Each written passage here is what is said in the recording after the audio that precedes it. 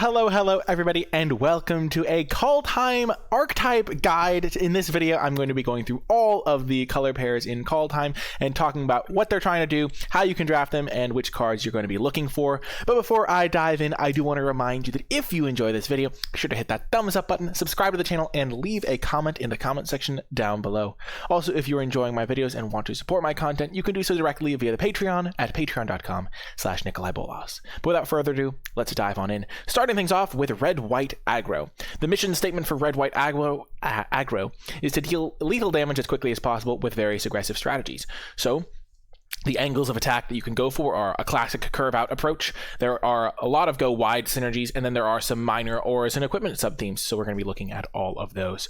Starting things off with a classic curve out, you can just use cheap plays like Immersturm Raider. Code Spell Cleric also rewards you for having a bunch of cheap plays, and then combat tricks like Run Amok to just run over your opponents. There's a lot of good 2-drops in these colors, and their strategies often complement each other in that way. There's also some go wide enablers for the tokens theme. There's Dwarven Reinforcements, which makes 2 bodies. Clarion Spirit can make a bunch of bodies. Fearless Liberator can make multiple bodies. And then there's also things like Usher of the Fallen and Best Gear Shieldmate, which leave you with bodies in play or even when they trade off. And then you combine those with go wide payoffs like Battershield Warrior, Doomscar Titan, and Warhorn Blast to kill your opponent even if they have a big creature in play to hold back all of your little small creatures. There's also a card, Dwarven Hammer, that works pretty well with small creatures because when you have a bunch of little creatures like 1/1s, giving them all +3/+0 and trample is pretty good for those ones. So Dwarven Hammer is another good card to pay you off for having a bunch of tokens. And then finally, there is an auras and equipment theme. It's mostly supported by Cole the Forge Master, so if you have a Cole, some of these other cards go up in value. But even just equipping your little tokens with a Tormentor's Helm or a Valor can make them a little bit more worthwhile. Moving on to Blue-Black Control. Its mission is to use card advantage and snow cards to grind the opponent out. Now, I do want to note that not all Blue-Black decks are going to be snow variants. There are certain cards that draw you towards snow. Sorry about that, by the way. There are certain variants that draw you. There are certain cards that draw you towards snow more than others, but there is still just a good blue-black control game plan. So one of the blue-black strategies is a flash game plan, where there are a lot of instants with very diverse effects. So there's Behold the Multiverse Sod coming in, Feed the Serpent. One's card draw, one's a counter spell, and one's a removal spell. And if, especially with the Foretell cards, if you have some mana up on your opponent's turn, they won't really know what to expect, and you can leverage that to your advantage. If they play a card that you don't care about countering, maybe you can cast your Behold the Multiverse, and if they play a card that you can deal with removal, you can use your removal for that. So the blue-black does gain some benefit for having a lot of instants, and also some just pretty good removal spells. And then the snow payoffs come if you get something like Narfi Betrayer King, which is one of the better uncommons in the set. It's just such a good card that it really makes you want to put snow lands in your deck. So that's the sort of card that makes you go into a blue-black snow variant. And then there's a card like Priest of the Haunted Edge, which you can probably pick up a little bit later than in the draft because other people won't want it, but that can be pretty good in a snow deck. And then a card like Frost Augur can be a way to get card advantage in your blue-black snow deck. Moving on to green-white tokens. This is more of a focused deck than the red-white, which can kind of go for multiple angles of attack, but green-white is just typically going to be able to play a normal aggressive strategy sometimes, but it has some good token synergies as well. A lot of the same cards as the red-white deck in terms of payoffs. Use tokens to overwhelm your opponent. Some of the tokens enablers, we've seen the Usher before, we've seen the Clarion Spirit before. Elderleaf Mentor is another good one that makes 2 bodies for 1 card. And then you get some nice payoffs. Maja Bretagard Protector is really a nice addition to this deck that you get when you aren't in the red version of the deck, where you just give all your creatures +1/+1, and you start making extra 1/1s, all attached to a handy-dandy little 5-drop. And then, of course, Warhorn Blast and Battershield Warrior are also pretty good payoffs for when you have a wide board. Also, I do want to mention at this point that green-white can be a snow deck if you get enough green cards. White doesn't have that much support for snow, but if you are a heavier green deck with a little bit of white, then you can definitely build a snow variant as well, because these cards are very powerful. Boreal Outrider works pretty well with tokens because, I guess, not with... it's like when you cast the creature spell half, so I guess it's not as much with the tokens, but like if you're going wide by casting a bunch of creatures is more so where Boreal Outrider shines, and then just other snow cards that can work if you're a heavier green version, though white doesn't really add much to that equation. Moving on to Blue-Red Giant Control, its mission is to use strong removal and card draw along with giant tribal synergies to win the late game. So, starting off, we're going to look at some classic control elements. It has Behold the Multiverse for card draw, Demon Bolt and Frostbite are some premium removal spells in red, oftentimes quite cheap as well, so you won't fall behind. And then you start pulling in the giant element, so you have Invasion of the Giants to get you a little bit of a mana boost. It's not the most powerful card if you don't have an expensive giant to ramp into, but if you're getting a little bit of a ritual effect attached to your card draw spell, then it becomes pretty solid. It's mostly just here because I really think it's a cool design. Agar the Freezing Flame is really where it's at, though. It just gets you a lot of card draw when you use your burn spells. Glimpse the Cosmos is also a great way to get some card advantage and selection to find your key payoffs when you have some giants in your deck. You can also use Basalt Ravager if you have a lot of giants to be a Flame Tongue Kavu impression. 4 mana 4/2 that can kill a creature when it enters is quite good. Mistwalker can be a giant to enable your giant synergies, similarly with Giant's Amulet. These are just extra ways to make sure you have giants in play to enable your cards. Keep an eye out for those shapeshifters. And then here are some more payoffs for giants a little bit. Squash is a fantastic one. It works really well with the blue-red gold card. I think his name is Agar. What's his name? Yeah, it is Agar the Freezing Flame. Squash works really well with Agar the Freezing Flame because 6 damage is often going to overkill it, and then you're going to draw a card. Frostfire Arcanist works well if you have a couple of squashes in your deck, because maybe your deck cares more about getting the squash than other decks, so you can have a few copies to go get, or you can just get any other instant or sorcery that you get multiple copies of, and casting it for a little bit less is quite nice as well. And then finally, Crush the Weak is a nice little card. It's not specifically a Giants card, but when it comes to red color combinations, a lot of the red colors are going to be playing small creatures of their own, whereas giants will often be happy to have relatively few creatures that die to Crush the Weak so that it can really leverage the effect. Moving on to Black-Green. Black-Green is an elf mid-range deck, so you use elf synergy to grind through the mid-game and hopefully take out your opponent. You can also compete in the late game pretty well, and sometimes you can rush your opponents down if you have enough elf tokens, so pretty much a mid-range deck. Here are some of the elf payoff cards. Harold, King of Skemfar, pretty excellent. It's like a 3 mana 3/2 menace that is going to draw you another spell a lot of the time. Raise the Draugr can get back 2 elves, which is nice. And then Bloodline Pretender can actually get pretty big, especially because some of the cards that make elves make multiple elves at once. So if you remember that 4 mana 3/2 that came into play and made a 1/1 elf that we saw when we were looking at the green-white tokens deck, if you curve Bloodline Pretender into that, all of a sudden your Bloodline Pretender is a 4/4. Because it just enters the battlefield. It's not a cast trigger. Other elf payoffs. Oh, I thought ahead. Elderleaf Mentor, that's the name of the card. But yeah, then there's also Return Upon the Tide. So if you are returning a elf or sometimes a changeling, if you have a big changeling, then you'll use Return Upon the Tide and get a couple of bonus elves. And then Skemfar Shadow Sage can just do a lot of damage or gain you a lot of life alternately. Though it is going to be more powerful when you're dealing like 5 damage to your opponent, because that can potentially finish them off. It's another cool thing you can do is potentially Skemfar Shadow Sage plus Return Upon the Tide, because when you Return Upon the Tide, you'll get the 2 elves, and then you'll also get to drain them, and I'm pretty sure that you get the tokens first, so you'll get to drain them for at least 3.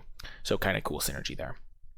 Moving on, not drain them. It's not a drain. It's either life gain or deal damage, but you're generally going to be dealing the damage to them, I think, because that way you can finish off your opponents. It can be a decent chunk of damage too, I think. And Black-Green also just gets access to some pretty good removal, so if your opponent has problematic threats, there's a good amount of unconditional removal. I think Weigh-Down's also really good because you're going to be trading off your elves a lot. So there are some blue-black control might not have as many creatures that are trading off because it'll have more defensive bodies, but Black-Green has some nice cheap elves that'll trade off, or some cheap creatures that are going to trade off, and you then reap the benefit. I mostly just put the removal page because I wanted to highlight that Binding of the Old Gods is a really nice payoff for being in Black-Green, and it didn't really fit within the like elves tribal thing, but Binding the Old Gods is fantastic, and it works really well with the elves because giving them all Death Touch can enable some nice attacks for your small tokens. But Black-Green does get good removal, so it's going to be able to answer a lot of threats. And then finally, Black-Green can be a snow deck, similarly to how Green-White is a snow deck, though, because Black doesn't really contribute as much on the snow front. It does have a couple of snow cards here and there, a little bit more than White, but once again, Black-Green Snow is going to be based mostly around the green cards. Moving on to White-Blue Control. Its mission is to use removal, card advantage, and foretell synergy to win the late game. So key cards are going to be Vega the Watcher. There's just a great way to get extra benefit from casting your foretell cards. It's pretty much a must kill for your opponents.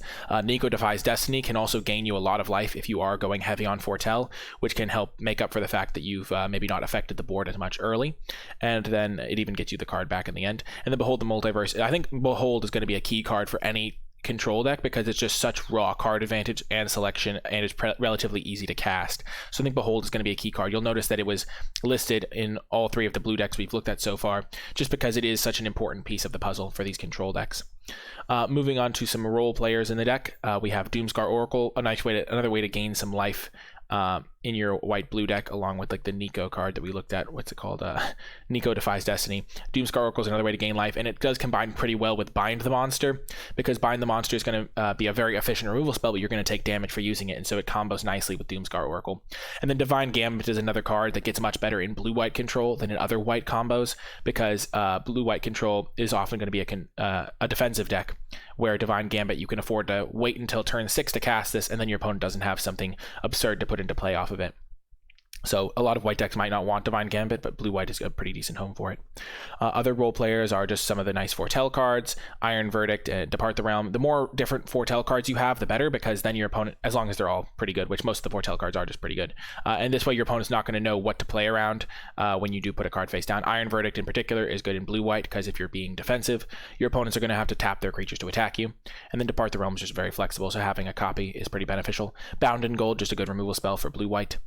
And then there's more role players, just another couple of good Foretell cards, and the Saw It Coming as a nice counterspell, God's Hall Guardian as just a massive blocker for the early game, and then Carful Harbinger as a good blocker that can also ramp you a little bit. And then finally, there was maybe a potential blue-white aggro game plan available. I was reading a little bit about this deck, and so I figured I would mention it here because there is some support in the department of cheap flyers and things like that. So Battlefield Raptor and Codespell Cleric work very nicely together towards an aggressive strategy, and Bind the Monster can be a really cheap removal spell to also enable this. So you can just play a bunch of cheap cards, maybe some flyers, some Fur Evasion, and then Codespell Cleric can be really good. You can also gain the access to other flyers to beat down your opponents, like Augury Raven works well. If you play a 1-drop and then Foretell Augury Raven on turn 2, and then turn 3 cast Augury Raven with Codespell Cleric to get a counter on stuff, it really can come together, and it looks like it might have some support. So I just wanted to at least, and then there's also Rune of Flight to give your random ground creatures flying, Shepherd of the Cosmos to be a nice attacking creature that can also bring back your early drops. So I think blue-white aggro does have some potential, and I at least wanted to mention it as an option. You can also just play a more conventional blue-white flyers build using these cards, but there is a potentially very aggressive version of blue-white that would be really cool if it came together. So I figured I'd mention it for completeness. Okay, moving on to a red-green mid-range. Its mission is to use a strong curve to win quickly, or to splash strong cards and snow payoffs to grind opponents out. So it's kind of got two things going on. So it's more of an either aggressive slanted mid-range deck or a controlling slanted mid-range deck without being really truly either. So its angles of attack are either aggressive mid-range or snow mid-range with splashing. So if you're an aggressive mid-range deck, a card like Arnie Slays the Troll is going to be really good because it's going to let you grow your creature. You're going to have relatively sizable creatures. That's one of the things that red-green does better than something like red-white, is its creatures are generally pretty well statted. So like Serulf's Packmate is a card you gain access to, which is a good mid-range card because it replaces itself, but also being a 3/3 means it's going to tangle pretty well with fight spells. And then Provoke the Trolls is the type of card that's also pretty decent in this type of deck because you're going to have more 4/4s than the average aggro deck. So you're going to be able to potentially end the game by giving a creature +5/+0 out of nowhere, whereas other decks might not be able to do that and are going to use it as a clunky removal spell.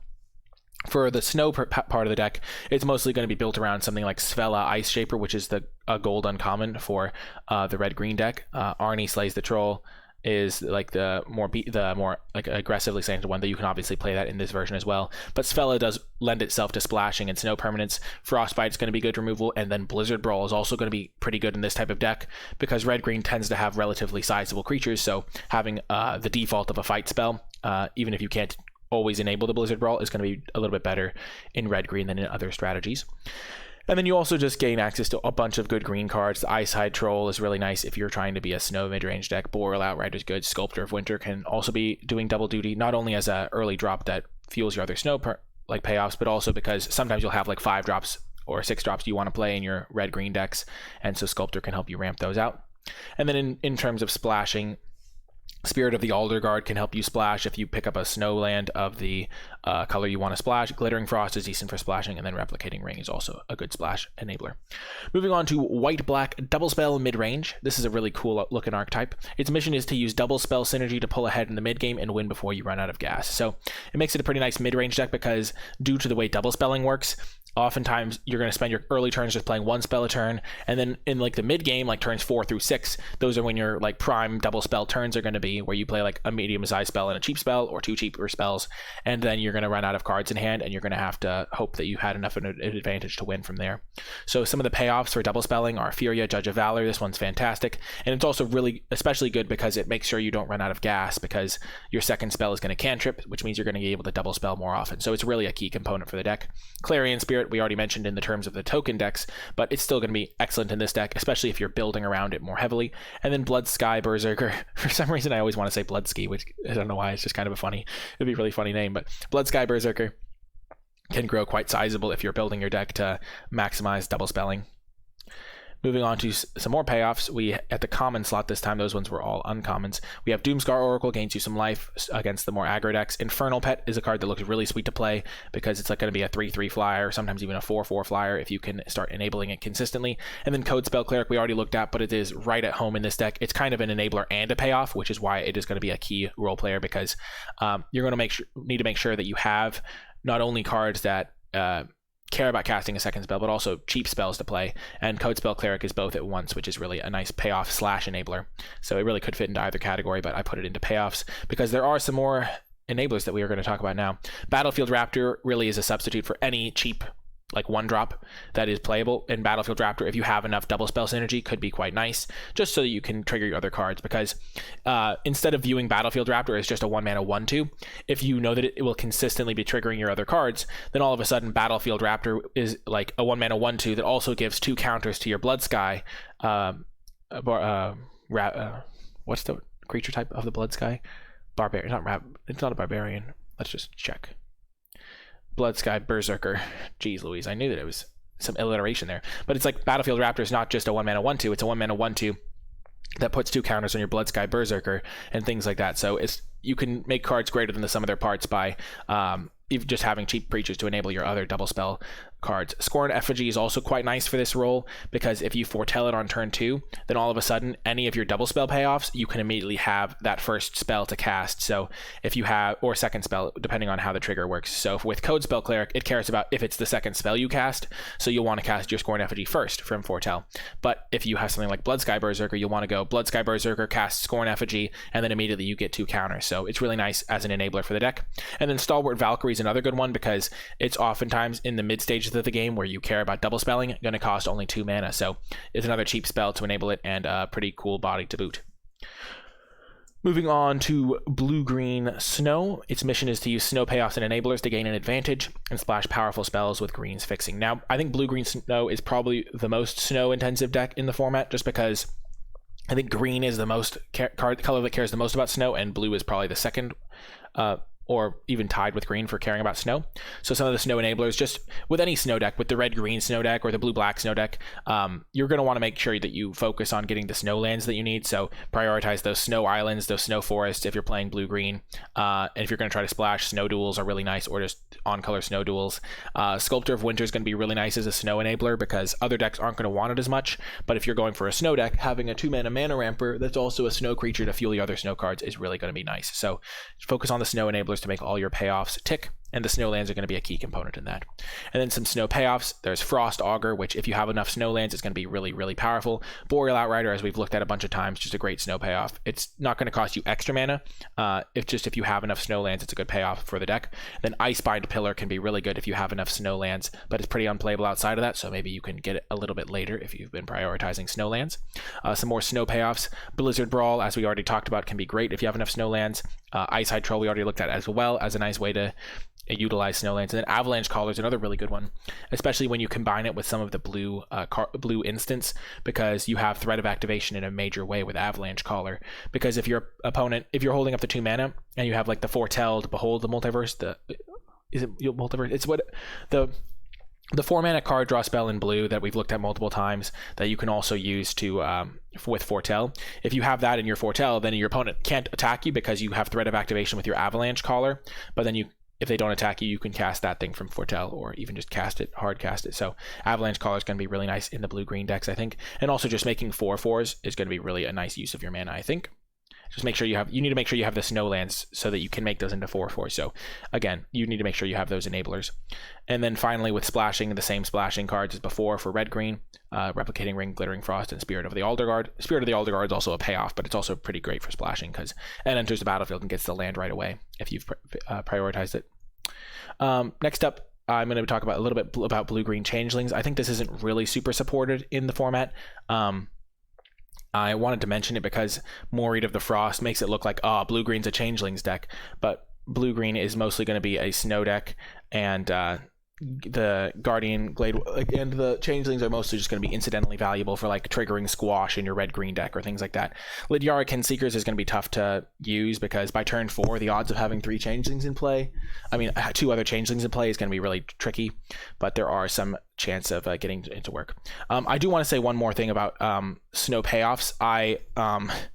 I'm realizing right as I'm recording this part of the video that I forgot to include the Snow Saga, which is actually, it's a blue-green snow saga that's actually very good as well. It's called 3 Seasons, so be on the lookout for that type of card with regards to snow payoffs.